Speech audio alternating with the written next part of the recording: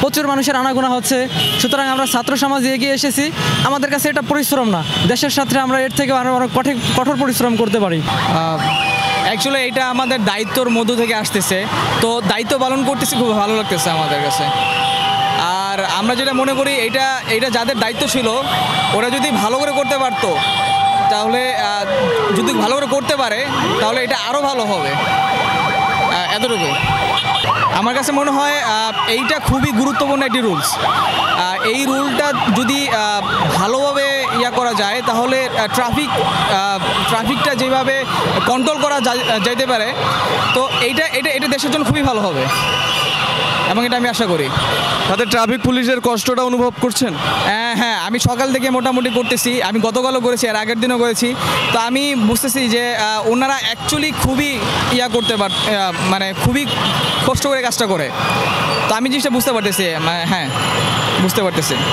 আসলে ট্রাফিক পুলিশেরা মাঠ পর্যায়ে যেমনটা কাজ করে, ওদের যেমন পরিশ্রম আমরা আজকের দিনে পালন করছি এবং আমাদের বেশ ভালো লাগছে। অবশ্যই এটা যদিও কষ্টের, তবে দেশের স্বার্থে আমরা কষ্ট করছি, ভালো লাগছে। তাছাড়া যেহেতু আমাদের আইন শৃঙ্খলা বাহিনী বা ট্রাফিক ডিপার্টমেন্টটা এই মুহূর্তে রাস্তায় তারা নেই, যার কারণে অফিস আদালতও খুলছে এবং প্রচুর মানুষের আনাগোনা হচ্ছে, সুতরাং আমরা ছাত্র সমাজ এগিয়ে এসেছি।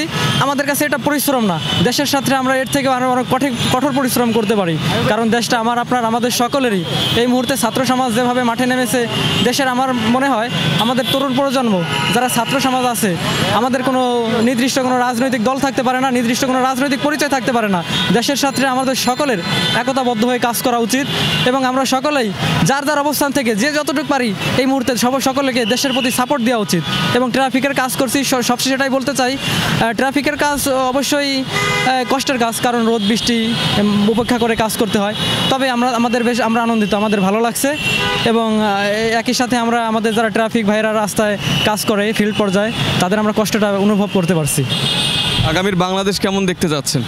আগামীর বাংলাদেশ একটি সুন্দর এবং সমৃদ্ধি বাংলাদেশ চাচ্ছি এবং সর্বশেষ যেটা চাচ্ছি সেটা হচ্ছে এদেশে কোনো অরাজকতা থাকবে না, এদেশে কোনো অন্যায় বা দুর্নীতি থাকবে না।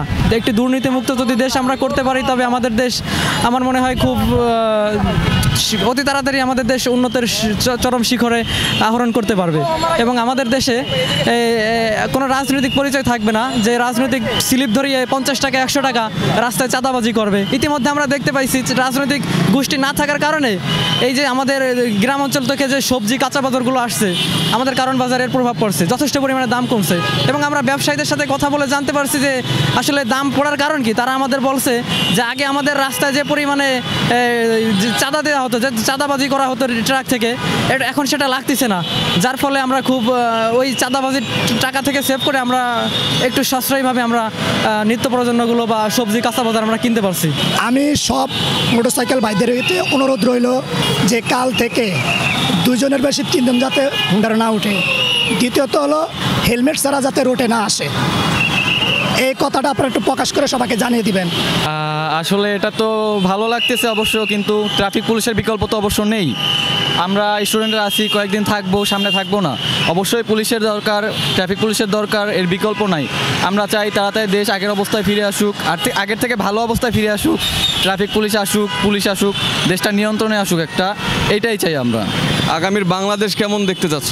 অবশ্যই সুন্দর সুশৃঙ্খল বাংলাদেশ দেখতে চাই, দুর্নীতিমুক্ত বাংলাদেশ দেখতে চাই, এইটাই আশা আমাদের স্টুডেন্টদের।